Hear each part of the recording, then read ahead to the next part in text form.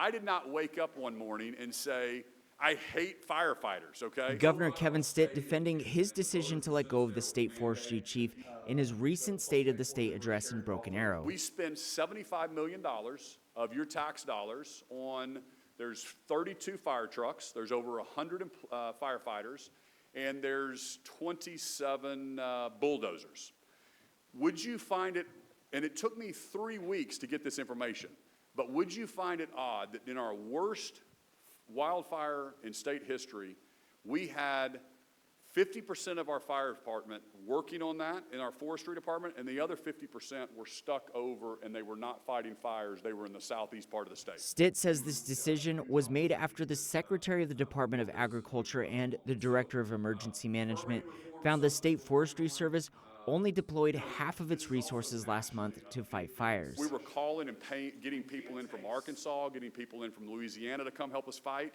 And when I found out that all of our fire trucks and our hoses were not pointing at those fires, I hit the roof like with frustration. 4 people died, and I'm going to hold the bureaucracy accountable. The winds that the state experienced last month presented challenges for local fire departments like the one in Coweta. The first day of the wind event, we had 6 to 8, and we operated from about 3 p.m. to 6 a.m.